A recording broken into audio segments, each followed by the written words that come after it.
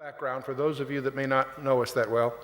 Our ministry is based on two discoveries. The first is that these 66 books that we glibly call the Bible, even though they were penned by over 40 different guys over the better part of about 2,000 years, they're an integrated message. And I don't mean thematically, that there's a theme in the old fulfilled in the new. No, far more than that.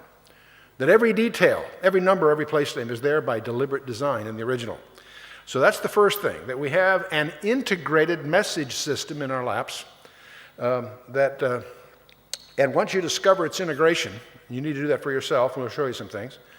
The second discovery emerges from that, and that is that the origin of this integrated message system had to come from outside our time domain.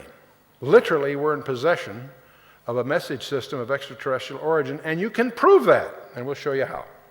And one integrated sign. The New Testament is in the Old Testament concealed, and the Old Testament is in the New Testament revealed. You know, it's interesting when you finish the Old Testament to realize that you've got a collection of books that have unappeased longings, unfulfilled prophecies, and so on. And it's incomplete without the new. They go together in great ways.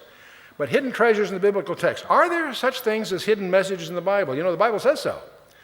One example is Proverbs 25:2. It is the glory of God to conceal a thing and the honor or duty of kings to search out a matter. And that's what we're about. We'll take a look at some of these. Now I'm going to give you a riddle. This is just to get started. Who is the oldest man in the Bible? Anyone? Methuselah, sure. He lived 969 years, yet he died before his father. How could he be the oldest man in the Bible? He died before his father. Anyone? His father was what? Enoch. Good for you. Everybody forgets who his father was. He was Enoch. Enoch's an interesting guy. The oldest prophecy in the Bible, uttered by a prophet, is a prophecy of the second coming of Jesus Christ, and it was uttered before the flood of Noah. That itself is kind of interesting. But Enoch, at the age when he was 65 years old, had an experience that altered the rest of his life. For 300 years following, he walked with God, whatever that means. He also was given a prophecy. You see, the flood of Noah did not come as a surprise. The flood of Noah had been preached on for 4 generations. But Methuselah was told that when his son was born, that as long as his son is alive, the judgment of the flood would be withheld. And therefore he names him Methuselah. And the word Methuselah comes from 2 Hebrew roots. One is muth. It's a root which means death. It's used 125 times in the Old Testament. And the verb shalach, which means to bring or send forth. His death will send forth, is really what the name means. And if you do your homework, his death shall bring. The year of the flood, Methuselah was 187 when he had a son by the name of Lamech, and Lamech was 182 when Noah was born, and everybody knows that it was the 600th year of Noah, the flood came. In other words, the year that Methuselah died was indeed the year that the flood came. His life was a prophecy. And that's why it's provocative to realize that he also has the longest lifetime in the Bible, because his lifetime then becomes, in effect, symbolic of God's mercy. But by the way, girls, can you imagine raising that kid? Every time he caught a cold, the entire neighborhood would go into panic, right? Well, if there's all this meaning hidden behind the name Methuselah, what about the other 9 guys in Genesis 5? You know, Genesis 5 is one of those strange, people say, what's your favorite book of prophecy? Chapter in prophecy, I'll say Genesis 5. That surprises people, because you don't think of that as a book of prophecy. First couple of chapters of Genesis, the creation, hey, that's rich stuff. There's a lot of fun there. Genesis 3, that's the seed plot of the entire Bible. Every doctrine in the Bible has its roots in Genesis 3. And Genesis 4, the first murder, we all know the story. From Genesis 6 on, we have the flood of Noah and all that action. Genesis 5 is one of those chapters you tend to sort of skip over. I mean, just a genealogy from Adam to Noah, 10 guys. And the problem with Genesis 5 is that it's not translated for you. The rest of the Bible is translated into English or whatever language you're comfortable with. But we don't translate proper names. Even in Strong's Lexicon or whatever, you don't find proper names dealt with. But every Hebrew word is based on three-letter roots, and if you know the roots, you can infer the basic meaning of the words. And I'll come back to that before we're through. We're going to discover some very, very intriguing things about the Hebrew language before we're through. But the point is, part of our problem is we don't know what those names mean. My formal legal name is Charles. What does Charles mean? There's all kinds of speculations. No one really knows. There's just conjectures. And your own name, very likely, the meaning of it has been lost in antiquity. Well, let's take a look at this, the genealogy of Genesis 5. Adam, Seth, Enosh, Kenan, Mahalalel, Yared, Enoch, Methuselah, Lamech, and Noah. 10 guys. Well, let's take a look at this. Adam, of course, pretty easy. What does Adam mean? It comes from Adamah. It means what? Man. That's pretty straightforward. And when Adam and Eve had their son, they named him with a root that means appointed. In fact, Eve even says so in the chapter before, Genesis 4:25. Eve said, "For God hath appointed me another seed instead of Abel, whom Cain slew." It always fascinates me. People always ask, where did Cain get his wife? I don't know why that's such a popular question. Obviously, Cain married his sister because he was Abel. Huh? Anyway, we'll move on. Obviously, they had a bunch of. They had a son by the name of Enosh. Now, Enosh comes from a root which means mortal, frail, or miserable. It comes from the root anash, which means to be incurable. It's used of a wound or grief, sickness, or wickedness. So it really means mortal. So now, and that's got a tough name to go through school with. Mortal, whatever. His son he named Kenan. Now, in some Bibles it's translated Canaan. It's not Aramaic, it's Hebrew. And the Kenites were a tribe. In fact, Balaam in Numbers 24, I think it is, makes a pun on their name, the Kenites. The word Kenan comes from a root which means sorrow or dirge or elegy. That's also a rough label to go through school with. You're going to choose up a rugby team. Hey, sorrow, you're on our side. It doesn't work really well. So he apparently, when he had a son, had enough of this. He gave his son a very unusual name. Rather a mouthful, but a wonderful name, Mahalalel, which means the Mahal, which means the blessed or praised one, and El, the name of God. Mahalalel is the praised God or the blessed God. That's pretty neat. And he has a son by the name of Yared, which is a verb, which means shall come down. And I won't get into the conjectures surrounding this. Our time is short. We'll keep moving here. But we have then, of course, he has a son by the name of Enoch. Now, we've talked about Enoch, but what does his name mean? It turns out it's an academic term meaning commencement or teaching. And he, of course, has a son by the name of Methuselah, which we've already pointed out means his death shall bring. And that is, of course, the year the flood came, and it's a fulfillment of prophecy. He has a son by the name of Lamech. Now, here's a root that we still retain in our English language, the word lament or lamentation. And but it comes from a root meaning despairing. And he has a son by the name of Noah. How many of you have heard of Noah? Can I see a show of hands? About 2/3. That's kind of where trouble here, right? I'm kidding, of course. Now, Noah is just a two-letter root. It's derived from Nacham, which means to bring relief or comfort. In fact, Lamech, his father, indicates that's why he named him Noah, because in Genesis 5:29, it says he called his name Noah, saying, "The same shall comfort us concerning our work and the toil of our hands," and so on. So, okay, we have the genealogy. Adam, Seth, Enosh, Kenan, Mahalalel, Yared, Enoch, Methuselah, Lamech, and Noah. 10 guys. But now we have enough background to take a crack at translating that genealogy. Man is appointed mortal sorrow. But the blessed God shall come down, teaching that his death shall bring the despairing comfort or rest. Every time I do this, I get goosebumps. Man is appointed mortal sorrow, but the blessed God shall come down, teaching that his death, whose death? God's death, shall bring the despairing comfort or rest. Now, this little insight, to me, is precious for several reasons. You have here a simple one-sentence summary of the gospel of Jesus Christ.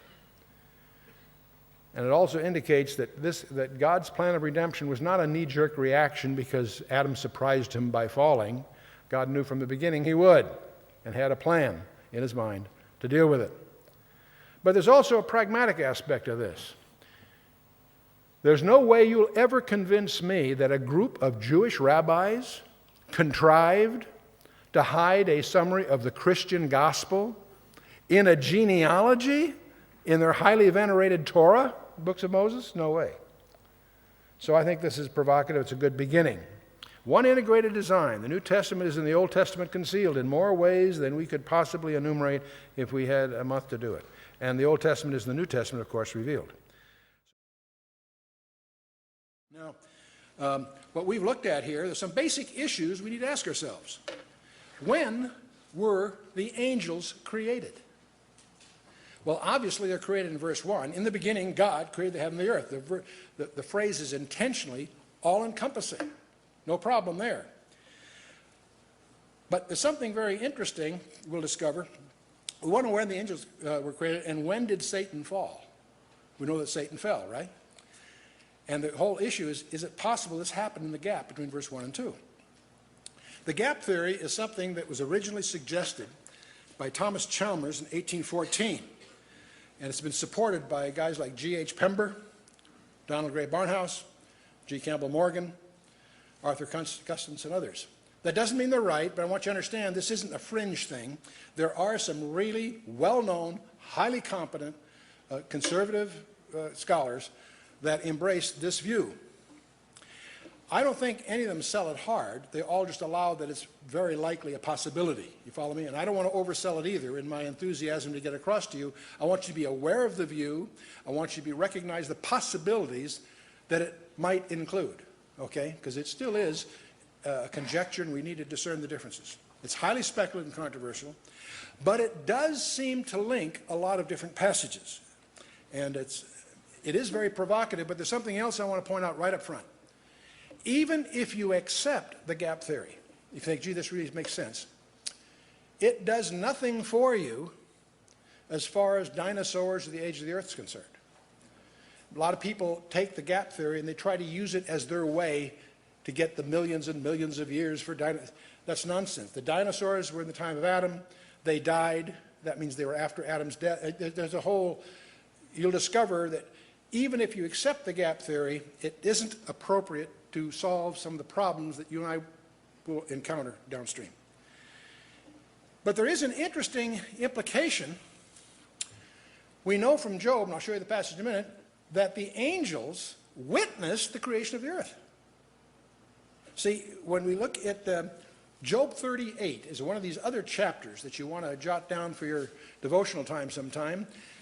It's at the end of the book of Job. They've had all these dialogues and things. Job's conducting himself pretty well. But it gets to the point where God steps in and he gives Job a science quiz. Chapter 38 is filled with questions that God is asking Job. Where were you when this and that and the other thing? And so it's a fabulous, fabulous chapter. We could spend a whole semester just going through that chapter and drawing on the technical science things that are in that chapter. But let's just look at verses 4 through 7. God speaking to Job. Where wast thou when I laid the foundations of the earth? Declare if thou hast understanding. See him challenge. He's challenging Job's arrogance here. Who hath laid the measures thereof, if thou knowest? Or who hath stretched the line upon it? Where are the foundations thereof fastened? And who laid the cornerstone thereof? When the morning stars sang together and all the sons of God shouted for joy. The sons of God in the Hebrew is Bar Ha-Elohim. It's a term always used in the Old Testament of angels. 4 or 5 times. That specific term always refers to angels. So what this tells us something interesting here is that apparently the angels were there applauding at watching the creation. When the morning stars sang together and all the sons of God shouted for joy. All the sons of God shouted for joy. Sons of God are angels. All the angels apparently when the earth were cheering. Interesting. Well, this brings us to talk about a problem angel. Because we're going to encounter this guy in chapter 3. When we get to chapter 3, he will already have fallen. So it raises the question, when did he fall? He's already fallen in chapter 3. He was created in chapter 1, verse 1. Somewhere in there, it doesn't tell us when he fell.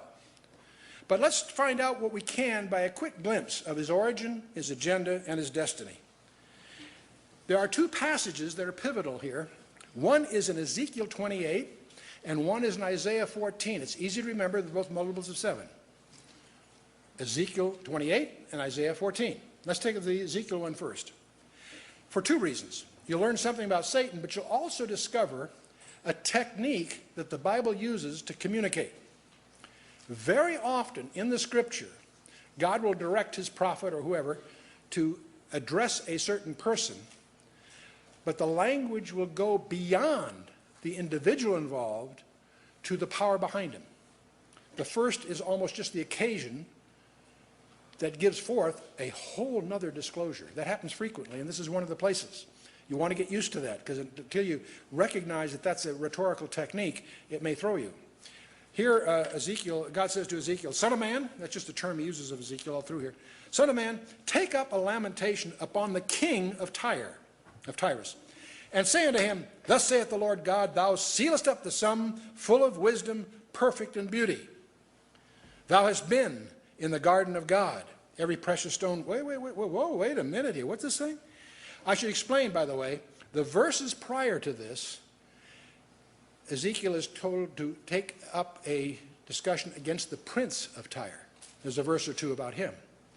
Then it gets to this verse 12, "Son of man, take up a lamentation upon the king of Tyre." Different phrase. And we infer from what's coming, from having read ahead, we're going to be looking at the power behind the prince of Tyre. You follow me? Sometimes the prince is a term used of a super angel. Sometimes it's used of a potentate, as we would think of it. But here we have, "Any son of man, take up a lamentation upon the king of Tyre, and say to him, Thus saith the Lord God, Thou sealest up the sum, full of wisdom, perfect beauty." In other words, this guy apparently is the epitome of wisdom. Thou sealest up the sum. You're it. Full of wisdom and perfect in beauty. This guy is perfect, that is completely beautiful. That's interesting. You need to get rid of this idea that Satan's ugly. If Satan was ugly, no one would follow him. He's the most attractive creature, in a sense, that God created. Because let's read on. Here's the next phrase. This is the real tip-off. "Thou hast been in Eden, the garden of God."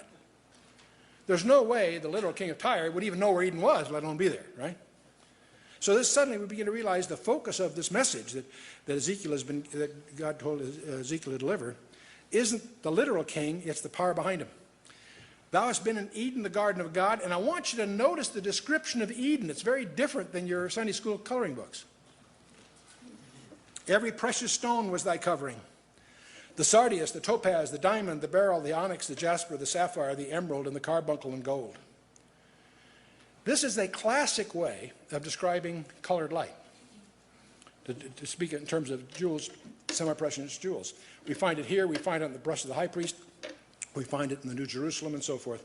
It occurs frequently. We do understand that God is a God of light. We know that the angels and also Adam and Eve, before they fell, were clothed with light. This may be nothing more than a rhetorical problem that they're solving that way. It may be more than that. But notice it goes on. "The workmanship of thy tabrets and thy pipes was prepared in thee in the day thou wast created." So this is a guy that's created. He's not an offspring of the king of Tyre. He's not a son. He is a created being. Okay? It's interesting that part of the workmanship in his being created is his musical ability. We've got tabourines and lutes, and there's some dispute exactly what those have in mind.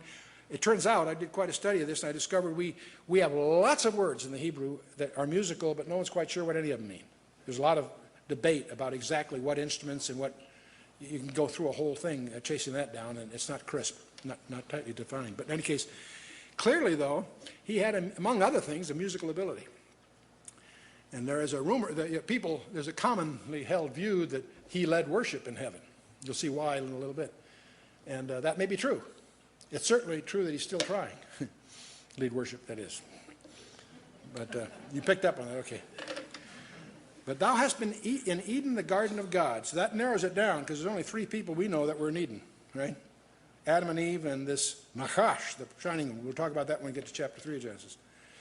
And he is a created being. But then the next verse says, thou art the anointed cherub that covereth. That's Old English for saying that he was a cherub. That's the super angels. These are the top rung of the organizational ladder. These guys are the muscle guys. These are guys that are always associated with the protection of the deity of God. They surround his throne. They're emblazoned on the Ark of the Covenant. And we're going to discover there's a cherub that was authorized to guard the way to the tree of life. And most people don't understand what that means. I'll deal with that when we get to chapter 3. Why did it have to be a cherub? Why not a regular angel? There's some reasons for that. Thou art anointed, the anointed cherub that covereth. That means, that's Old English for saying he's in charge. He's covering, he's in charge of the whole operation.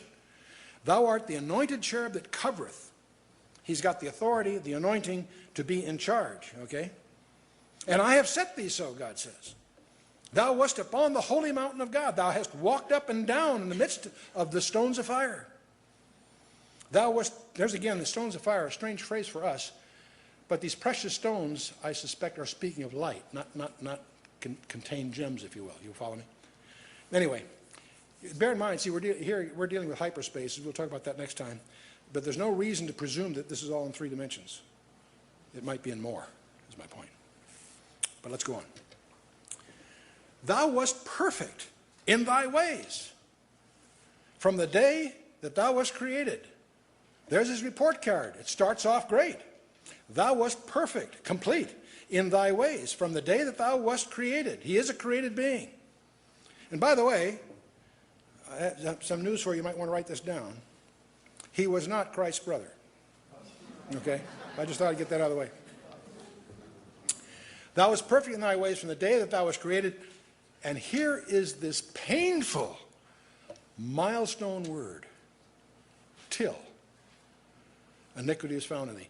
You could probably undertake an interesting study to write down all the untils in the scripture and track them down. Some of them are quite trivial. Some of them are major milestones of incredible theological importance, and this is one of them. Thou wast perfect in thy ways from the day that thou wast created until iniquity was found in thee. And that's where we all should just gasp in horror. Here's the perfect environment. We're in heaven. Here's the number one guy, Mr. Uno. He's the guy running the place for God himself. He's in charge. He's beautiful. He's perfect. He's got everything going for him. And he blows it. Sin enters in the situation in his heart. Let's take a look at it. The anointed cherub that covereth is the guy we're talking about. Till iniquity was found in thee. By the multitude of thy traffic or merchandise, it's the same word in the Hebrew, they have filled the midst of thee with violence, and thou hast sinned. Therefore I will cast thee as profane out of the mountain of God. And I will destroy thee, O covering cherub, from the midst of the stones of fire. Thine heart was lifted up because of thy beauty. Thou hast corrupted thy wisdom by reason of thy brightness. I will cast thee to the ground. I will lay thee before kings, that they may behold thee. Wow, it goes on, but let's just catch our breath here. O covering cherub, thy heart was lifted up. See, that's where sin always begins, in the heart. And it was through pride. Thy heart was lifted up because of thy beauty, and thou hast corrupted thy wisdom by reason of thy brightness. Pride. Satan fell through pride.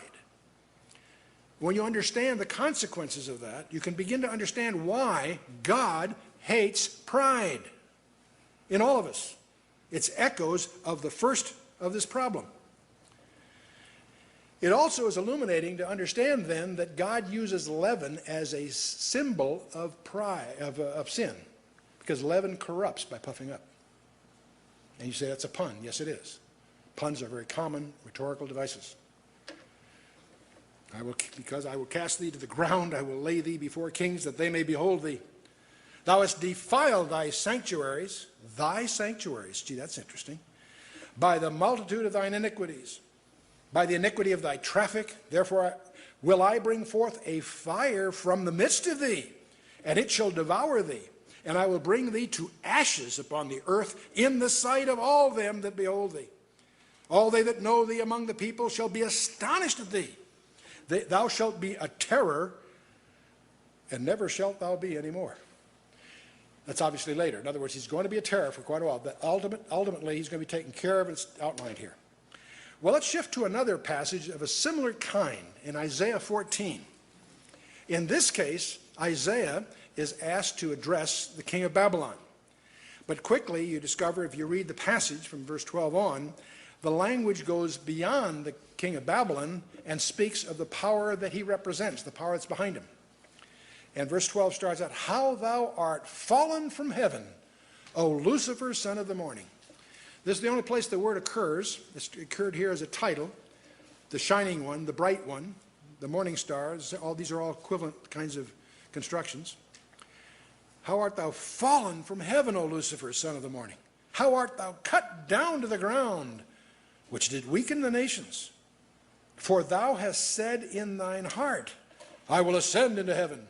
I will exalt my throne above the stars of God. I will sit also upon the mountain of the congregation in the sides of the north. I will ascend above the heights of the clouds. I will be like the Most High."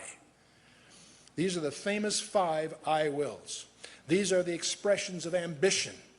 The pride led to ambition, and the ambition led to a fall. I will ascend into heaven. I will exalt my throne above the stars of God. He's got a throne. That's interesting. I will exalt my throne above the stars of God. I will sit also upon the mount of the congregation in the sides of the north. I will ascend above the heights of the clouds. I will be like the Most High. It doesn't say he's going to supplant the Most High. He's going to be equal. It's technicality. It's still blasphemous. One of the things that I begin to suspect is that one of the reasons he hates Adam for lots of reasons. One of which, he probably saw Adam as a rival. Because Adam's ultimate destiny will be through the birth, ministry, and death and resurrection of Jesus Christ, to be heir to that which Satan forfeited, plus a lot more, actually. But God continues, "Yet thou shalt be brought down to hell," or Sheol, "to the sides of the pit. They that see thee shall narrowly look upon thee and consider thee, saying, Is this the man that made the earth to tremble, that did shake kingdoms, that made the world, as a wilderness, and destroyed the cities thereof, that opened not the house of his prisoners?" What on earth is verse 17 talking about? Nobody knows. Some of that could be prophetic in the future, when the world will be a wilderness because of the judgments that are coming, whatever. Some scholars suspect that maybe there's a hint that there was a world of some kind that was destroyed as part of the judgment against Satan. There's even conjectures that the original earth may have been his throne or his primary seat of operation. And through his fall and so forth, it was destroyed. And it may have laid, this is the way Barnhouse opens his book called The Invisible War, it may have laid in ruin for billions of years, because Satan was incapable of creating anything. And it lay in ruin as a result of this fall, until the Ruach Elohim, the Spirit of God,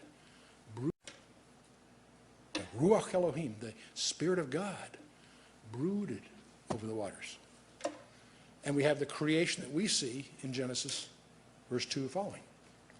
So that leads to a view, not necessarily a correct one, a conjecture, that maybe what we're looking at from verse 2 on is a creation and an era and a whole universe that was subsequent to something that happened earlier, something in the celestial realm, something, because Satan's already a bad actor.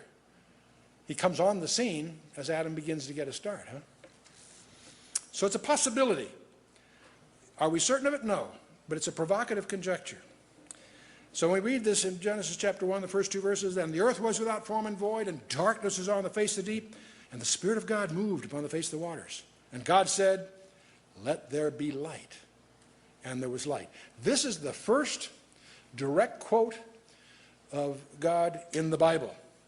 It also turns out that light itself, even in the very frontiers of the most advanced science today, it still poses astonishing discoveries. Well, let's jump into Genesis 22 and see what it says. It came to pass after these things that God did tempt Abraham and said unto him, Abraham! He said, Behold, here I am. He said, Take now thy son, thy only son Isaac, whom thou lovest, and get thee into the land of Moriah, and offer him there for a burnt offering on one of the mountains which I will tell thee of. Oh, wait a minute, guys. He's waited a lot of years to have a child. He finally, at 100 years old, gets God's special gift, Isaac. And God wants him now to offer him up. You think that would shake him up? You betcha. You betcha. But you'll discover when you get here to Genesis 22, by now, Abraham's really learned his lessons. He's made some mistakes along the way. We didn't dwell on those, but you saw them as we went along. By the time you get to Genesis 22, he'd learned his lesson. Because in the next verse, he's going to get up early in the morning and take off with Isaac to fulfill this. You say, wow, that's impressive. Well, you also, I suspect, from the verses I'll show you shortly, you need to know and understand something else. How could Abraham do that? Because he trusted God. In fact, he knew that God had promised that Isaac would have children. Isaac hasn't had any children yet. So from Abram's point of view, God's got a problem. I don't have a problem. God's got a problem. If I offer him, God is going to have to resurrect him. Back in chapter 15, verse 6, it said, Abraham believed God and it was counted on him for righteousness. It's a very famous, it's quoted several times in the New Testament. He didn't just believe God. That's what the verse says. He believed in God, is actually what it says. He trusted God and believed in the resurrection of Isaac. One of the astonishing things you'll discover when you get to the book of Hebrews, it was Abraham's conviction that Isaac would be resurrected that saved him. And that's also true of you and me. We can believe about Christ. We can believe that he was a great teacher. We can even believe that he did some miracles. That's not the gospel. Paul defines the gospel in 1 Corinthians 15, how that Jesus Christ died for our sins according to the Scriptures, that he was buried, that he rose again the third day according to the Scriptures. That third day thing we'll come back to. Let's take a look here now. Okay, God says, now there's another thing about this that if you studied your Bible carefully, you've learned about the law of first mention. The first place a thing appears in the Scripture usually turns out to be very definitive, very important. If you look at verse 2 here, God says, Take now thy son, thine only son Isaac. Oh, by the way, strange phrase here. Let me pick this up first. Thine only son? What's that all about? I thought he had Ishmael. See, not from God's point of view. From God's point of view, this is his only son and the promise. But then you see this expression, whom thou lovest. See that? That word is the first place in the Bible that the word love appears. And I think that's design. That should echo, you might put in your margin of your Bible, John 3:16. For God so loved the world that he gave what? His only son, that whosoever believeth in him shall not perish. That's a clue, by the way, of what's going to happen here. This is going to echo that in advance. And I'll tell you something else that I'll let the cat out of the bag. Abraham knew he was acting out prophecy. Let's go on and see what he says. God says, Take now thy son, thine only son Isaac, whom thou lovest, and get thee into the land of Moriah, and offer him there for a burnt offering upon one of the mountains which I will tell thee of. And I love this verse. Abraham rose up early in the morning. Okay, let's get at it. You know, realize that God almost every day will ask you a question. How much do you trust me? God finds almost every day a new way to ask us that question in our lives. Well, Abraham rose up early in the morning and saddled his ass and took 2 of his young men with him. So there's 4 guys going on this trip, Abram and Isaac and 2 young men. And Isaac his son, and they clave the wood for the burnt offering, and rose up, and went unto the place which God had told him. Now, if you look at a map, they're down here in Beersheba. It's the southern part, just south, further south than the Dead Sea is. And they go up from Beersheba, a 3-day journey. It's about 50 miles, but it's pretty rough country. It takes them 3 days to get to a place. It wasn't called Jerusalem in those days. It was called Salem. It becomes Jerusalem later, but I put it on the map in a way that you'd recognize it. Then on the 3rd day, Abraham lifted up his eyes and saw the place afar off. Remember that distance. It's a 3-day journey. And Abraham said unto his young men, Abide ye here with the ass, and I and the lad will go yonder and worship and come again to you. So they get to this hill. It's actually a ridge system. He leaves the donkey and the 2 young men at the bottom of the hill, and he and Isaac are going to go up the hill. Isaac's got the wood on his back. They're heading up the hill. He says to the young man, Abide ye here with the ass, and I and the lad will go yonder and worship and come again to you. Now, by the way, the term for lad here is a tip-off. You and I are victims of our Sunday school coloring books. We always see a small child. I personally believe that Isaac, well, we know that he was under 37, because he will be that shortly in a subsequent chapter. I personally believe he was 30-some years of age.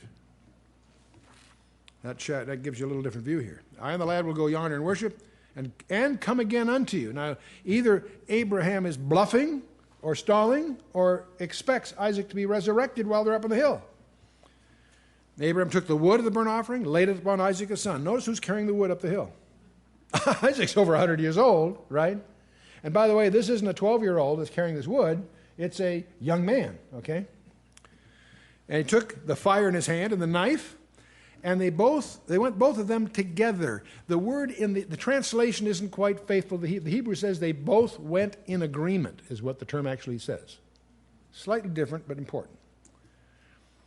Will come again unto you. So Abraham apparently is either stalling them or has an expectation that when he's done what God's asked him, God's going to resurrect Isaac. It's Abraham's belief in the resurrection of Isaac that's crucial here. Well, I love this. They're going up the hill, and Isaac spoke unto Abram his father and said, My father? He says, Here I am, my son. Behold the fire and the wood, but where's the lamb for the burnt offering?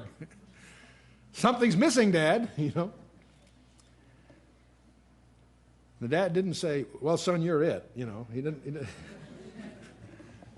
Abraham said, My son, God will provide himself a lamb for the burnt offering. So they went both of them in agreement, or together. You know, when I used to read verse 8, I often used to think, well, gee, you know, Abraham just stalling the kid till he got to the top of the hill, right? Until I read that sentence very carefully. God will provide who? Himself. And we're going to discover that on that very spot, 2,000 years later, another father will offer his son as an offering for sin. So we move on here a little bit. He's going to offer himself a lamb for a burnt offering. I love that. And they came to the place where God had told him of, and Abraham built an altar there, laid the wood in order, and bound Isaac his son, as you would with an offering, and laid him on the altar upon the wood. Boy, can you imagine the drama here? And Isaac is yielding to this. He's doing this in agreement. We miss that part. See, we always visualize a small child, maybe overpowered by his father and tied, that he's yielded to this errand he's got to run. And no, Isaac is part of the action here. Lay him on the altar of wood. And Abram stretched forth his hand and took a knife to slay his son. He's going through with this. He doesn't know is there going to be an intervention here. But he recognizes that's God's problem, not his problem. Why? Because God has promised that he'd have children, so he knows God's going to do something here. Somehow this is going to come out okay.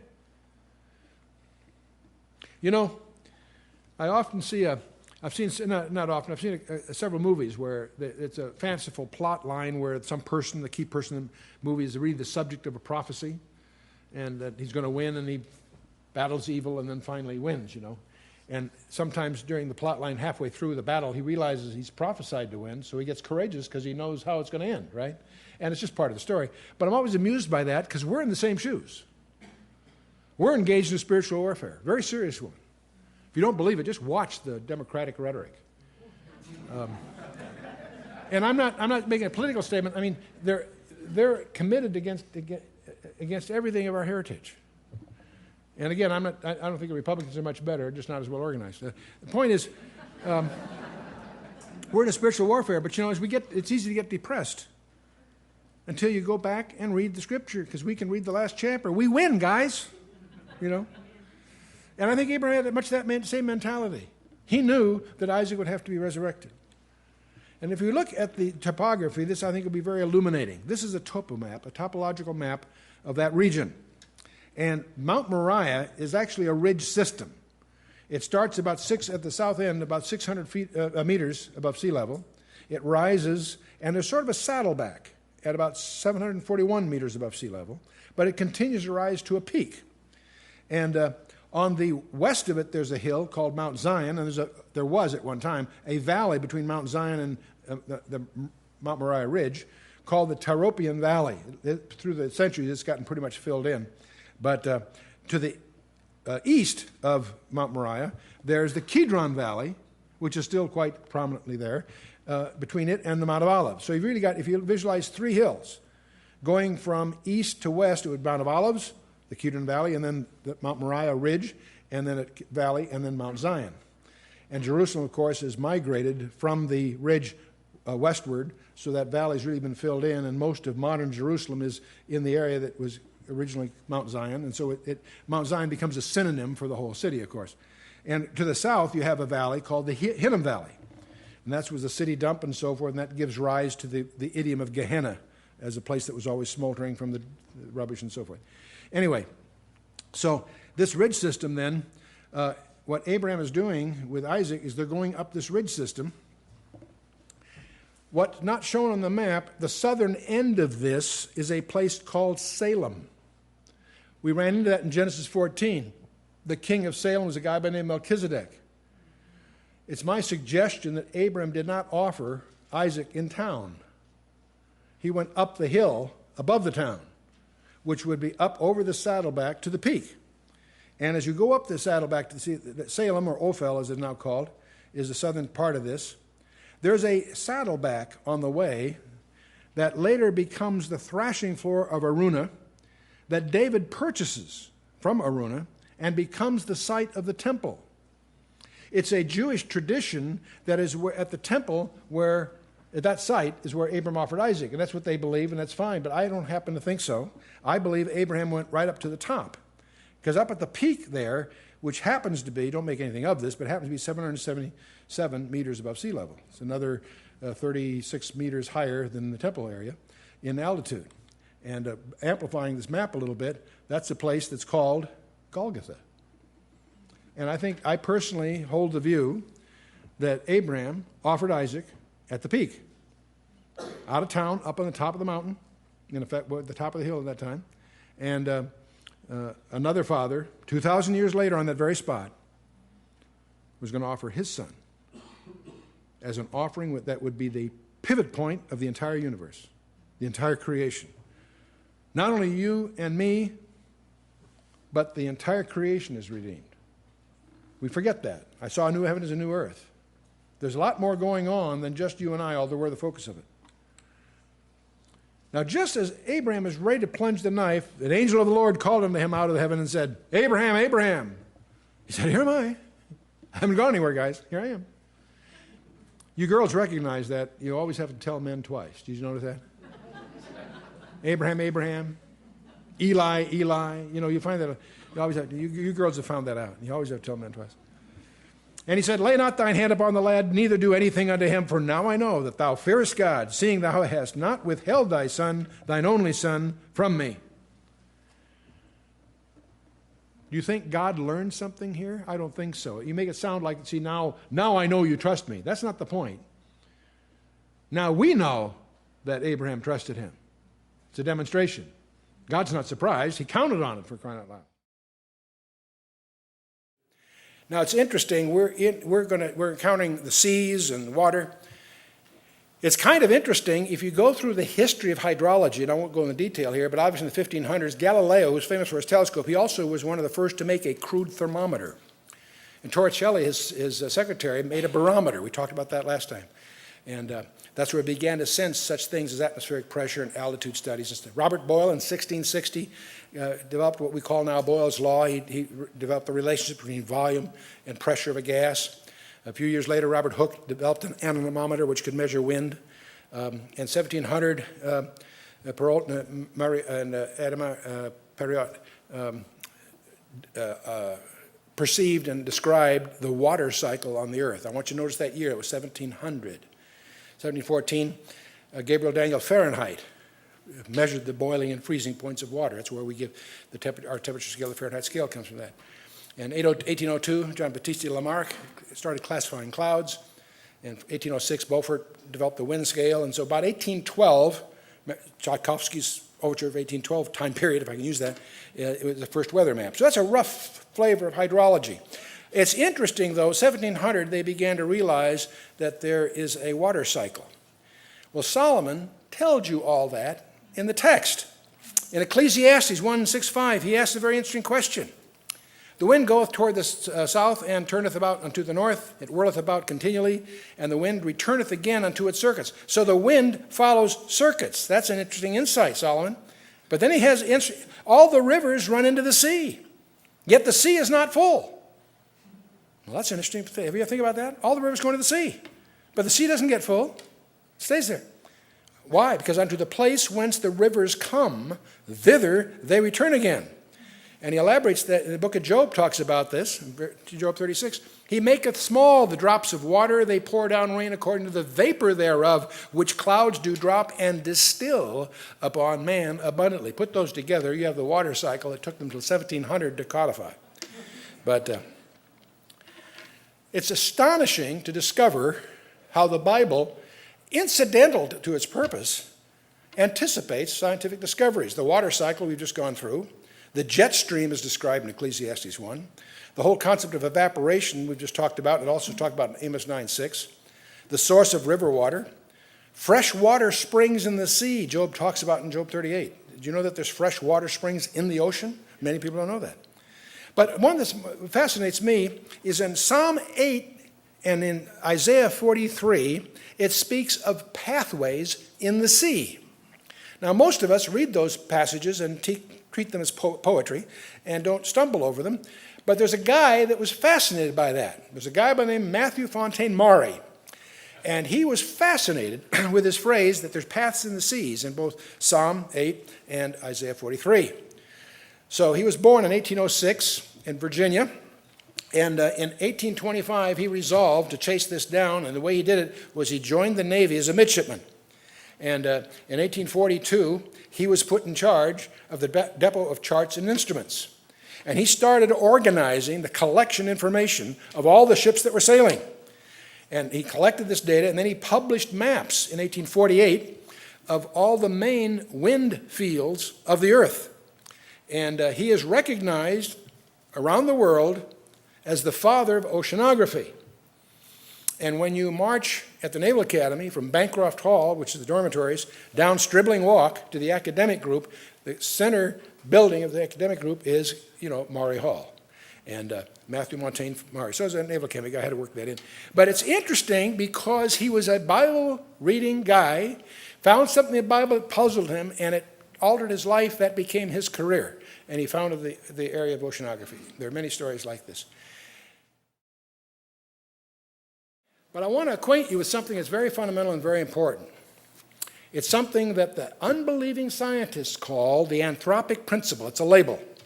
What do they mean by that? It's at least the appearance that the universe was designed for man. Now you'll say, well, that's obvious. Of course it was. No, wait a minute, because the Bible says so. Wait, let's step back a minute.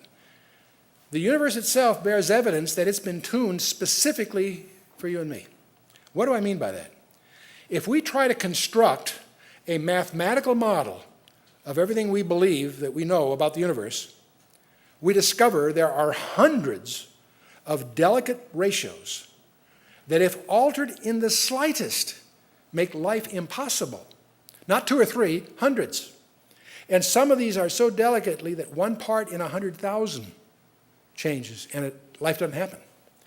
And that's what they call in fact, 10 to the minus, 10 to the minus 55. That's really small. Paul Davies, who's an internationally known, brilliant writer, atheist, scientist, he even says that it seems as though somebody has fine-tuned nature's number to make the universe. The impression of design is overwhelming. No kidding, Dick Tracy.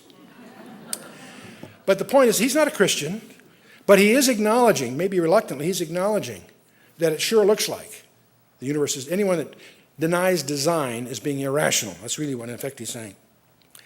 Let's talk about a few of these. There are four forces in nature. Gravity, we know what gravity is. Electromagnetic force, there's two nuclear forces, what they call the strong one and the weak one. Gravity, of course, we know what that causes an apple to fall to the ground. It keeps our feet on the floor. It also binds together our solar system. We'll talk about that next time. It keeps the Earth and the planets in their orbits, in other words. It prevents the stars from exploding, among other things, and it guides the galaxies in their motion. That's what gravity is all about. The electromagnetic force, that includes light, radio waves, and all that thing, it holds the atom together. It determines the structure of the orbits of the electrons, which of course determine molecules. Therefore, it governs the laws of chemistry. It also forms X-rays, radio waves, light are all forms of electromagnetic force.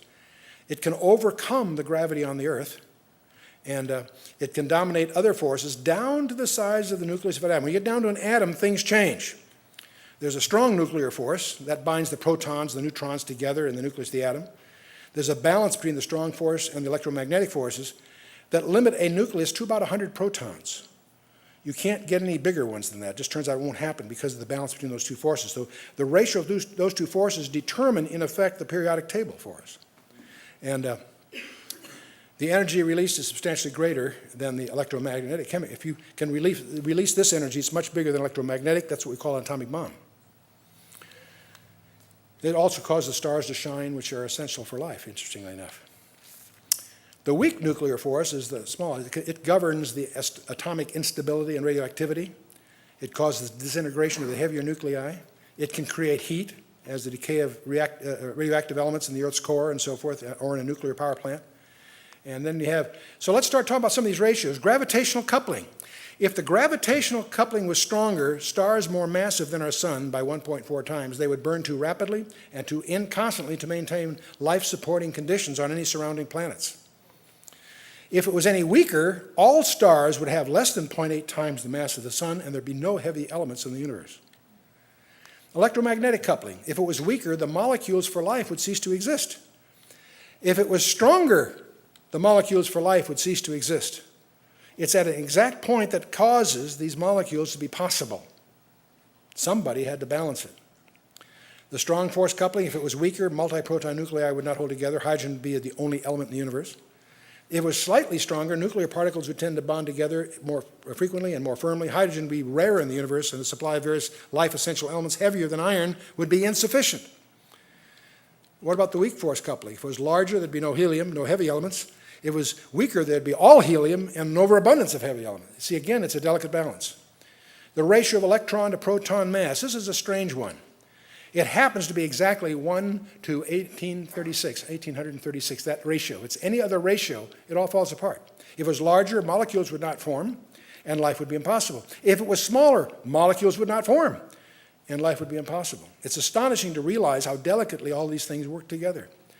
Let's take simple things. The distance from the sun. If we were closer, it'd be too warm to maintain a stable water cycle. If we were further away from the sun, it'd be too cold to have a water cycle. That's what's wrong with so many of these planets. They're not the right distance from the sun. Surface gravity. If it was stronger, the atmosphere would have too much ammonia and methane. If the surface gravity was weaker, the atmosphere would lose too much water. It's right at that balance to make life possible.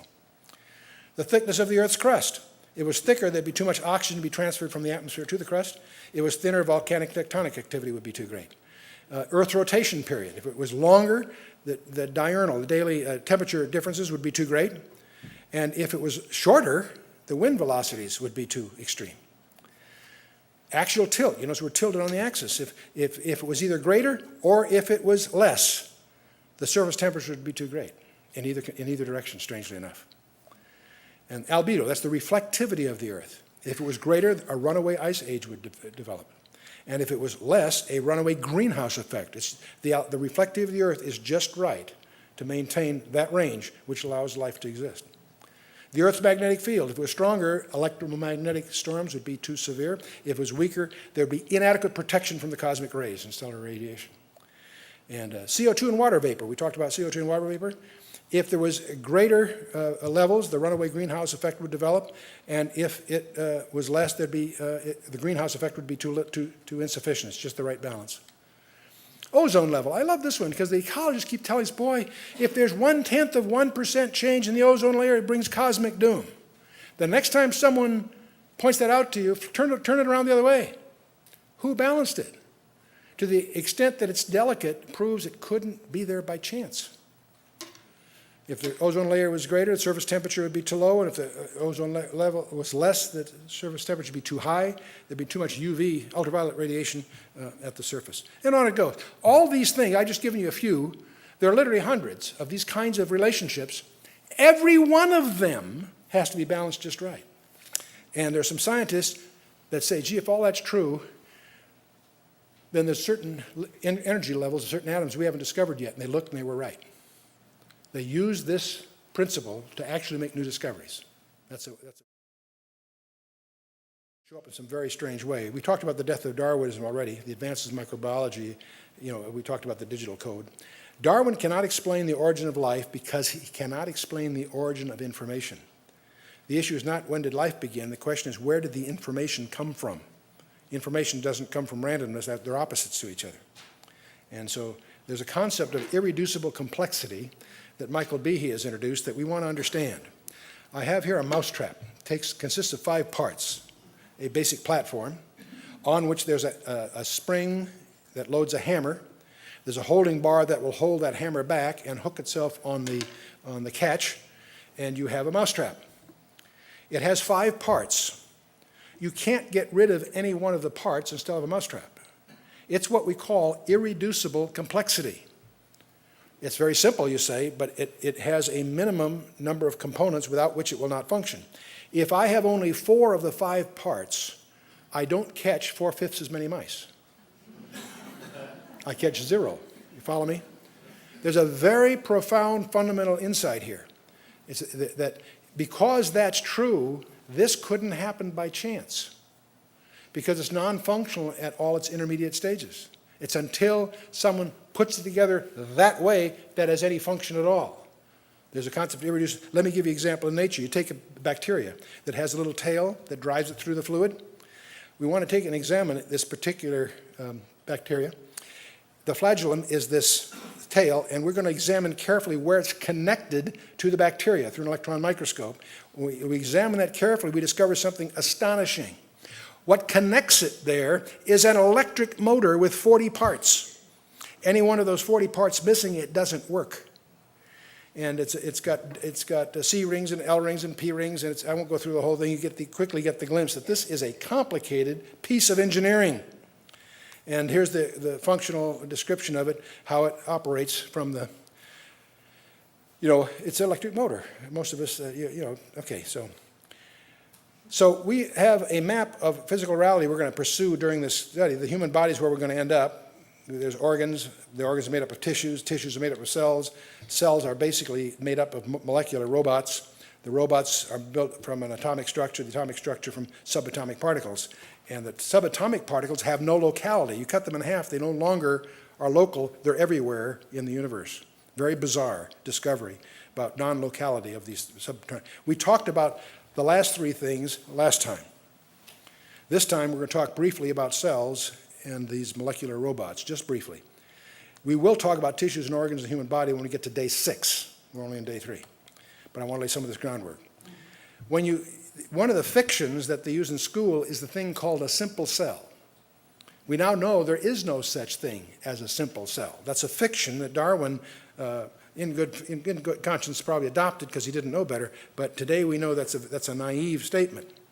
Michael Denton in 1986, the Australian evolutionist, published a key book on this. He said, although the tiniest bacterial cells are incredibly small, each is in effect a veritable micro-miniaturized factory containing thousands of exquisitely designed pieces of intricate molecular machinery made up of 100 billion atoms, far more complicated than any machine built by man and absolutely without parallel in the non-living world. The simple cell, its unparalleled complexity, and it has an adaptive design. It has a central memory bank, central library where the information is held. It's filled with assembly plants and processing units. It has repacking and shipping centers. It has robot machines in the form of protein molecules that typically consist of about 3,000 atoms in three-dimensional configurations. And there are hundreds of thousands of different types, specific types of these things. It also has an elaborate communication system with quality control procedures and repair mechanisms. It even can muster armies to attack invaders. So if you were going to make a model of the simplest cell, and we're going to make this model 1,000 million times larger than real, each atom, we're going to say, will be about the size of a tennis ball. We're going to make this big model. We're going to take, each atom will be represented by a tennis ball. We'll need 100 million atoms, 10 to the 13th. If we could pull together one per minute, it would take us 19 million years to assemble those tennis balls. The model in doing this would be over 10 miles in diameter, so you get the feeling what we're up against. The actual cell has a plasma membrane which has gateways for exchanges. It has signal receptors so it can get message traffic. There's a cytoplasm, which is a fancy word for when we don't know what it's made of. We have a nucleus, which is the information center, and that's where the master library is that everybody else will consult. Inside there's the nucleus, which is the automated factories, and that's where they do the product manufacturing. Then you've got these power plants, which provide the energy for the city to work. It's like a miniature city. And then you have the Golgi apparatus, which processes, packages, handles the shipping, and prepares for export. And then you have all these little vesicles which storage, transport, do trash disposal. They all have functions. This is a veritable city. Now, we have robot machines, hundreds of thousands of different types, artificial languages and decoding systems. We have memory banks for information storage. We have elegant control systems for regulating the automated assembly of the components. We have prefab and modular construction going on. And we have error, fail-safe, and proofreading devices for quality control. We have devices go around and check to make sure it's right. If it's not, it rejects it. Now, let me give you an example. I was at Ford Motor Company. I was an executive at Ford for 6 years. And one of the proud facilities at the Ford Motor Company in Dearborn is the River Rouge plant. It's very famous for lots of reasons. It happens to be the largest integrated manufacturing plant in the world. You have raw limestone, iron ore, and coal go in one end. In the plant, they make their own steel, they make their own paint, their own glass. They have automated part of the plant that makes the engines. Anyway, the raw material goes in one end, and new cars drive out the other end. And it builds these, it's also interesting to watch because they're building a mix, have different kinds of cars and different colors all on the same line. It's incredibly, very complicated plant. I think there's 97 miles of railroad in the plant. Huge facility. It's worth the tour if you're there. In fact, it's broken down about 2 or 3 tours. You always want to see the assembly plant. You have a choice of either seeing the automated engine plant or the steel mill. The engine plant always takes you, but there's nothing to see. There's nobody there. It's all automated. It's an automated engine plant. But the reason I mention this, once you've seen that, I can make the statement that the simplest cell is more complicated than the River Rouge plant at the Ford Motor Company. And that sort of gets it across if you have any feeling for that sort of thing. The cell is unequaled in any factory on the planet Earth. After having said all that, it's capable of replicating its entire structure in a matter of a few hours. When the time comes, there's a choreography that takes place where it will duplicate itself in a matter of hours. There's no way. If you had 1 million employees, you could do that to the Rouge plant. All cells derive from other cells. I want you to take this challenge. I want you to imagine that you had 2 strands of monofilament fishing lines 125 miles long, and you're going to roll all this up and store it inside of a basketball. Okay? But here's the rub. You want to set this up so you can unzip it, copy it, and restore it on spools at 3 times the speed of an airplane propeller without tangling. Set aside all the coding and all the intellectualese about the DNA. Just let's talk about the physics of it. If we do this in the scale of a basketball at 125 miles a line, can you imagine trying to figure out a way to scroll up all that line into that basketball, knowing that very, very frequently, several times a day at least, they're going to want to come and copy the information that's on that fishing line. So you've got to unravel it, copy it, put it all back again, and do this very quickly. Astonishing. Do you know what library is read more than any other library on in the planet Earth? You. Your DNA in each of your cells is read over and over every time they multiply. All kinds. Whenever it needs to make some manufacturing equipment, it goes to the master library, makes an RNA copy. We'll go through all that in another session. But incredible stuff. But here's the other thing. There's a mitosis mystery. If the initial cell divides into you look through a microscope in school, you see a little cell, it divides into 2. Mitosis takes place, you now have 2 identical ones, right? Then the 2 become 4. 4 become 8. They're all identical. But then you keep watching it, and something very strange happens. As it starts to get bigger and bigger, a dark line starts to form. And you realize that ultimately becomes the backbone. And you discover these cells are doing something strange. They're no longer splitting as duplicates. They start specifying. Some become cortical tissue. Some become muscular tissue. They start becoming all these different tissues which become different organs. Well, there's a very profound problem here. I want you to see if you can relate to this. Let's imagine everyone in this room could play every instrument in an orchestra. You had that skill. Let's assume you had every instrument that was necessary in the organ. And let's assume I gave you a copy. Gave you each a copy of the entire orchestration of a symphony. Would we have a symphony? Why not? There's something missing, isn't there? All of you have all the information you need in that copy I gave you. You have access to the instruments you need. You'll discover somebody has to conduct. Somebody has to choreograph the thing, or put it another way. It says, you're going to be first violin. You're going to be percussion. You're going to be whatever. Somebody, it may be arbitrary, it may be all equal skilled. Somebody still has to say, you're going to do this. There has to be a conductor. The fact that there's a single cell with all the information you can imagine in the cell doesn't explain life. Some of the experts have convinced me that God is personally involved in every cell division. Can you handle that? Because they all require an external input. You see, you can have all the information, you can have all the material you need, you still don't have a symphony. Somebody has to orchestrate.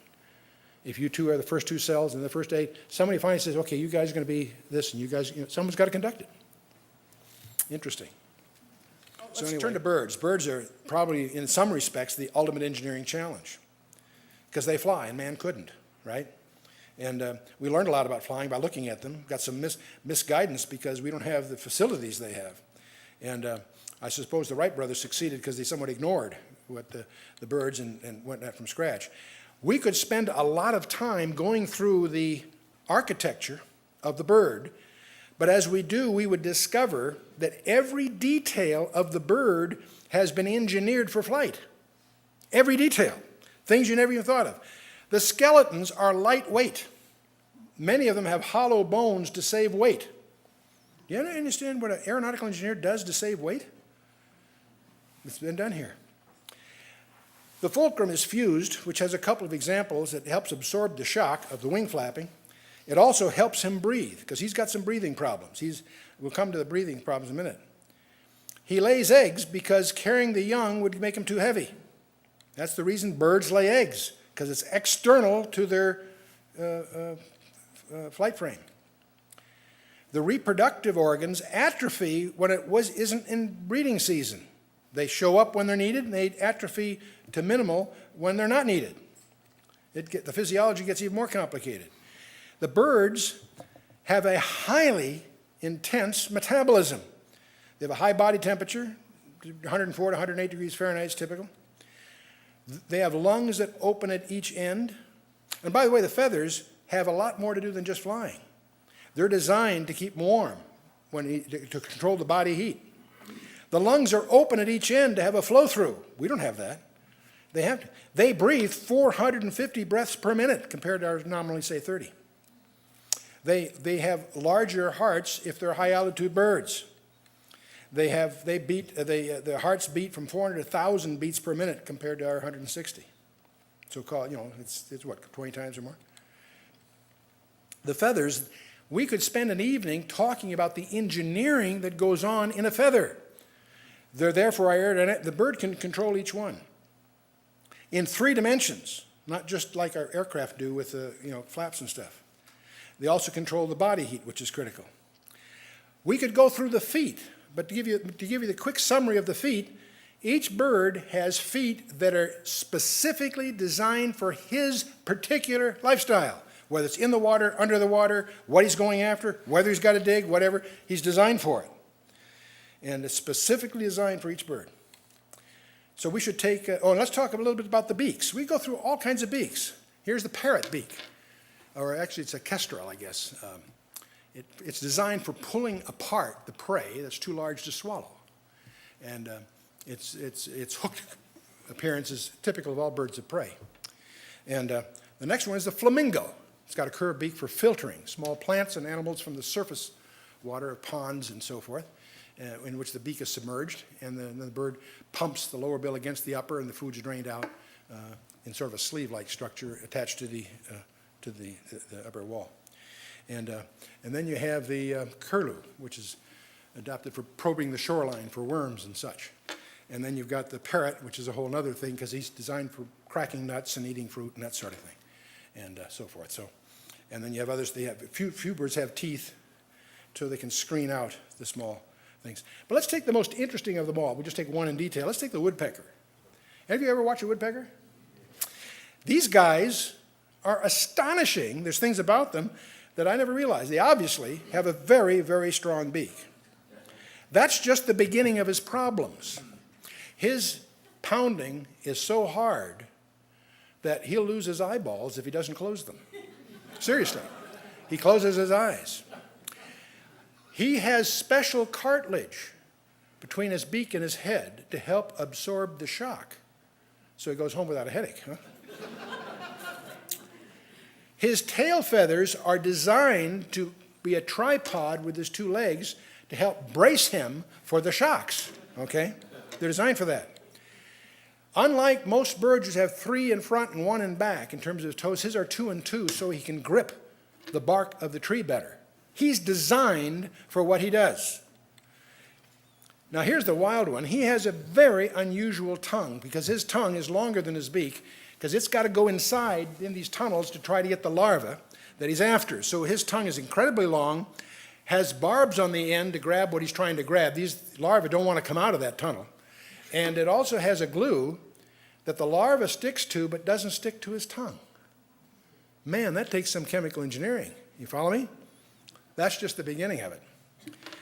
The European green woodpecker has a tongue that goes down the throat, out the back of the neck, around the back of the skull, beneath the skin, and over the top between his eyes, terminating just below the eye socket. Okay? These guys are designed for what they do.